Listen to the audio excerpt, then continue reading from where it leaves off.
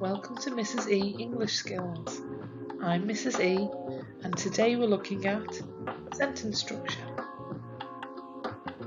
So what is a sentence? A sentence is a complete thought, and all this means is when you say it out loud, it makes complete sense. A sentence should start with a capital letter. For example, look at the following sentences. Stephanie works at the post office. I am very angry. He walks 5 miles a day. Where are we going? All different types of sentence, but you can see every one, the first word, the first letter of the first word is a capital letter. How can we end a sentence? Well, we can end a sentence in different ways. We can end it with a full stop, a question mark, or an exclamation mark. We cannot end a sentence any other way than the three on the screen, okay? So a full stop will end just a general statement. A question mark will end a question, and an exclamation mark will add emphasis or emotion.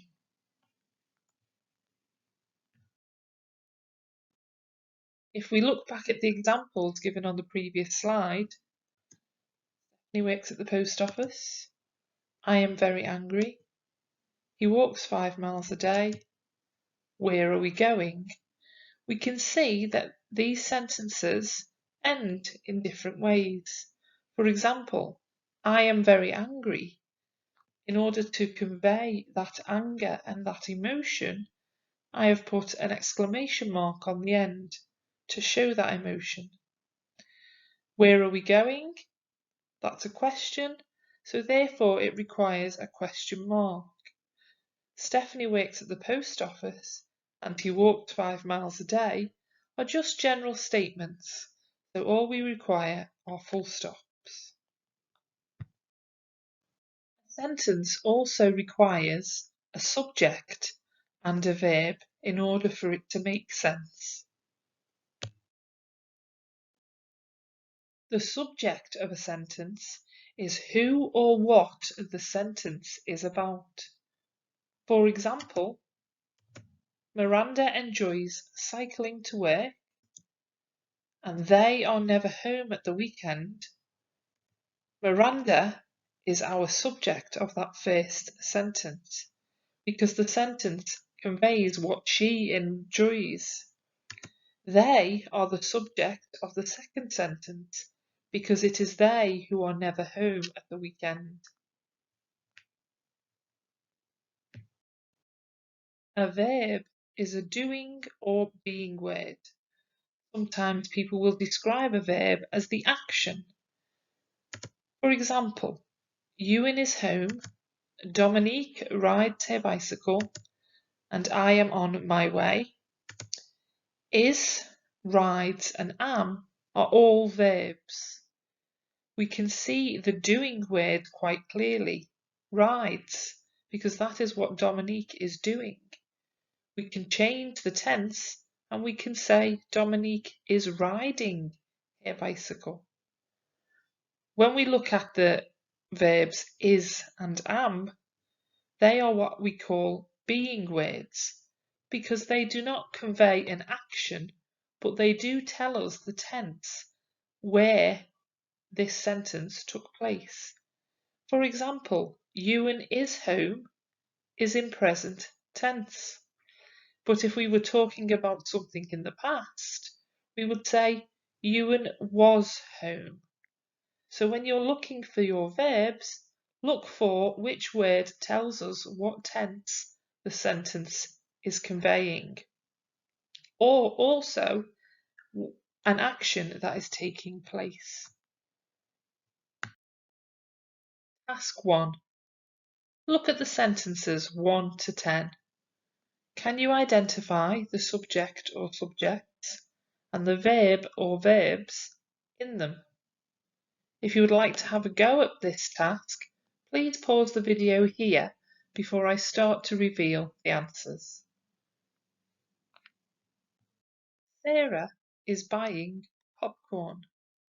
Sarah is the main subject, and is and buying are our verbs. She is going to the cinema. She is the subject, and is and going are the verbs. I hope I will make it, she said. This sentence is a little different as we have speech within it. So we can see that within the speech, I is the subject and hope and will make are our verbs. Outside of the speech, she is the subject and said is the verb. What we have here, when you have speech within an outer sentence, the speech is its own sentence, and then the outer sentence is there still to convey the person that is speaking. James will meet her there. James is the subject, will and meet are our verbs. They are excited, they are the subject, and are is our verb. The film has good reviews. The film is the subject, has is our verb. The actors are very famous. The actors are the subject, are is the verb. It is the third film in the series. It is the subject here, and is the verb. James is a big fan. James is the subject, is the verb.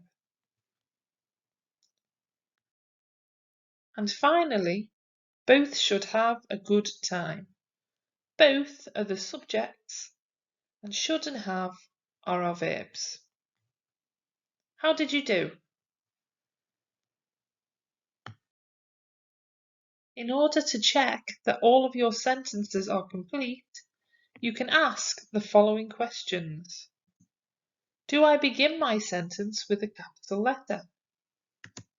Do I end my sentence with either a full stop, an exclamation mark, or a question mark? Does my sentence have a subject, who or what the sentence is about? And does my sentence have a verb, either a doing word, such as laugh, eating, enjoyed, or a being word, such as is, am, and are? If you answer yes to all of these questions, chances are you have written a complete sentence. If you answer no to any of these questions, then your sentence will always be incomplete.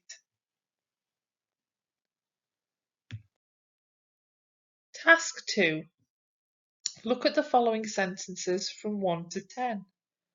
Are they complete sentences or incomplete sentences?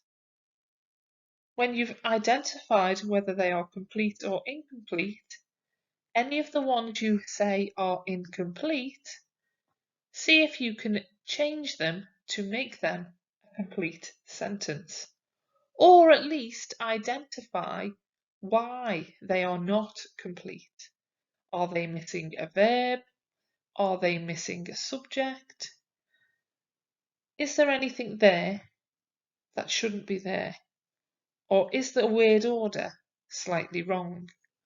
Once again, if you would like to have a go at this task, please pause the video here before I reveal the answers. Number 1, where the supermarket is. That is incomplete because the word order is wrong. This should be a question. Where is the supermarket? So we would require the is to be moved and the question mark to be added. Microwave cooking faster than using a conventional oven. Is there something missing there? It's incomplete. It is missing the verb. Microwave cooking is faster than using a conventional oven. They walked and talked together. Perfectly complete. Stars sparkle, cold night. Very incomplete. We're missing quite a lot there. At the beginning of that sentence, we need a the, which is called an article. Articles are the words the, a, and an. We also need something called a preposition before the cold night. A preposition tells us whether we are on something, under something, for something.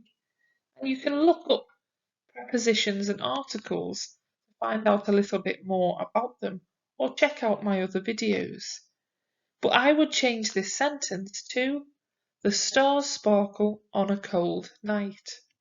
Or you could have the stars sparkle in the cold night. She neither suited the colour nor the design of the gown. A perfectly complete sentence. The score 2-1 for the home team. That is incomplete because it is missing the verb. The score was 2-1 for the home team, or the score is, or the score will be 2-1. Same for the table too big. We need our verb in there. The table is too big. Board of Governors decided to vote at last. This might sound complete, but we are missing an element, and that is the article at the beginning. We would change this to the Board of Governors decided to vote at last. Their garden was in bloom and full of colour. Perfectly complete. And finally, they to the park. Well, we are missing our verb again. They went to the park, or they go to the park, or they are going to the park. Hopefully, when you were to say these sentences out loud, you notice that something is missing. And then once you've identified that something is missing, you can decide what you need to put in that place. We can see largely we were missing verbs, but we also had an issue with word order in the first example, and we were missing a couple of articles and a preposition. How did you do? Now we know the difference between a complete and incomplete sentence, and we also know the main components that make up a sentence. We now need to look at sentence types. How many sentence types are there? Well, there are 3 sentence types. We have simple, compound, and complex. A simple sentence is often a short sentence and deals with one subject. My name is Mrs. E. A compound sentence, 2 or more sentences together using a conjunction or connective. I teach English and I enjoy my work. We can see there, I teach English, I enjoy my work, are 2 separate sentences, but when we use the connective and to stick them together, they become compounded in order to make a compound sentence. A complex sentence, such as, although it might seem challenging, you can improve your English with practice, is a sentence that contains extra information. Within it, there is a main clause, and this I would describe as a main sentence. So you can improve your English with practice would make sense on its own.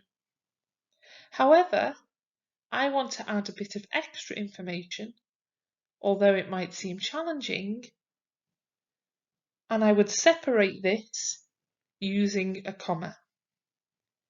I go into more detail about the sentence types in separate videos, so please look out for these. But what you can see here is the only sentence type to contain commas is a complex sentence. When we start to look at more sentence types, we'll also look at lists, which are slightly different and will also contain commas. Thank you for watching this part 1 look at sentence structure. Don't forget to join me for part 2, where we'll look in more detail at the sentence types and we start to explore some punctuation. If you like this video, please hit like and don't forget to subscribe for more videos to help you with your English skills. I'm Mrs. E and I'll see you soon.